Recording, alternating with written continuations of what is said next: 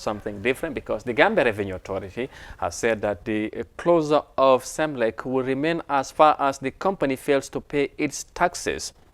Semlex obtained a controversial contract in 2016 from government of the Gambia for production of biometric identification of national documents as well as border control systems. The Gambia's Collection Authority, in a press conference on Monday, blamed Semlex for tax evasion, although the exact amount was not disclosed.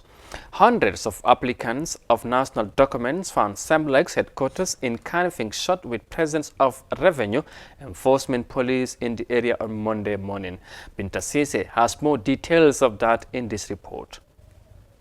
Gambia economy is largely tax-based, which makes regular and timely payment of taxes and other dues by companies and individuals relatively important. Some companies' failure to settle their tax arrears have led the Gambia Revenue Authority to close them down. Latest among the shutdown companies by the country's Revenue Authority is Semlex, a Belgian-based company that was contracted with the production of national identity documents for operating for nearly 2 years without paying corporate tax.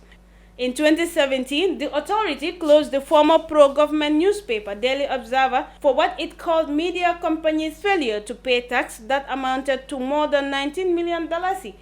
The Revenue Authority Monday convened a press conference at its head office in Banjul in connection to the closure of Semlex, where Commissioner General Yankuba Dabo blamed Semlex for negligence in paying their taxes after being given 2 times extension and failure to prove the Special Investment Certificate SIC for almost 2 years. Semlex being one of the companies that is operating in the Gambia. When they started operating barely 2 years ago, we allowed them to operate based on the information that they gave us, that they will be working on having a tax exemption. We refer to it as SIC, Special Investment Certificate. And based on that information, we allowed them to operate for a 6-month period, and we didn't see the certificate, and they were not forthcoming. We still do an extension up to 1 year. After 1 year, we reminded them to come and fulfill their tax obligation, as they are supposed to do their filing on a quarterly basis. However, because of that expectation of the SIC, we did not see them.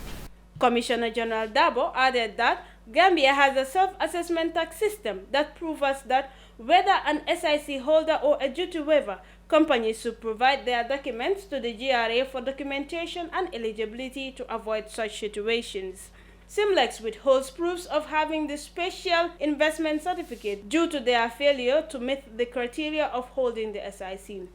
As of January this year, over $155 million has been generated from the issuance of national identity cards, according to the Gambia Immigration Department. Gambia Revenue Authority was established by an Act of National Assembly in 2004 to enhance the mobilization of revenue for economic sovereignty and self-reliance. You can have a letter written by, I won't want to mention, but you can have a letter written from different corners, different people, but does that necessarily mean that document is authentic to a point that the GRA will accept that? We are established by an Act of Parliament, and we are entrusted by the government to take care of the tax issues in this country.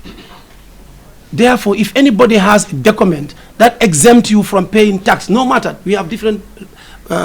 codes of taxes that you pay. If you have any document, bring it to GRA. Commissioner General Dabo further stated that the authority will not relent to hold companies accountable for failing to pay their taxes. He said it is high time that citizens and company owners respect law and tax regulations, adding that there will always be a way out with Semlex, either by paying their amount in full or present a payment plan to the authority. Binta Sise for Eyeafrica News. Thank you very much, Binta Sise, for that report. And of course, like in between Semlex and GRA. Well, Modnyang Julde. Xibaar baa ngi noonu depuis démba si suba ñun ñu ngi waxtaan fii nii ndekete ñu bari ñu ngi dem pour jël seen ID card yi ak seen passeport yi dem fekk GRA tëj na Semlex mu nekk nag li nga xamante ne mooy depuis démba ba léegi loolu moo nekk di talking point in town on the social media Gambians home and abroad far and wide ku ne mu ngi jox wax ci mbir yi li ci nag gën a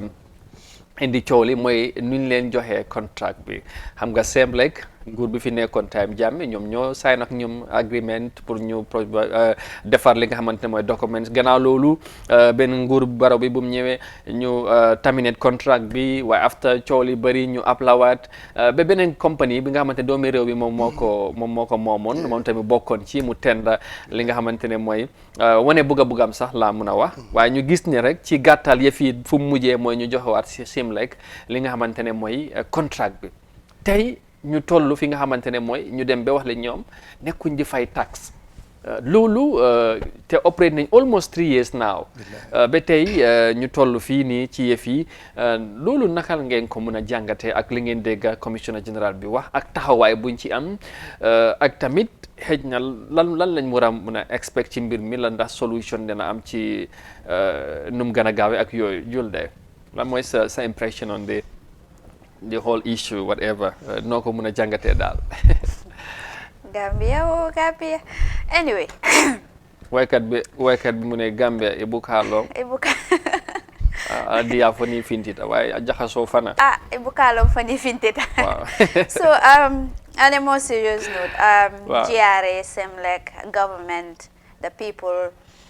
it's all that very confusing because ñoom soo xoolee sax ñoom buñ doon ñëw wax yu bari nekk nañ fa wax nga ko sax si sa kaddu other Gambians also applied for it but then ñii lañ ko njëkka mujjee jox so comme nu ma ko waxee rek dama bantuwaat suma kaddu bi I think ñi dañ war a take ownership government tamit mu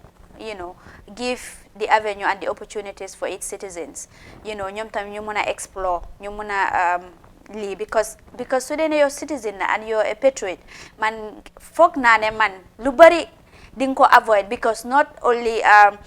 danga seet ne sa family mu fi everybody is here so at the end of the day yow loo munti def rek directly or indirectly dina affect yow sa family yow sa dina la affect so di nga avoid lu bari waaye lii dafa sad because bu mu doon lii sa percentage bi sax ñu gis ne government bi is at the losing point luñ most of the percentage dafa dem si Semlex company 70% lañ waaw am according to report waaw so mu nekk loo xam ne Gambians yu bari dañ ko dàqlu dañ ko ñaawlu dañ dem social media people are talking ñu ne loolu nekkul loo xam ne is good for the country but with all that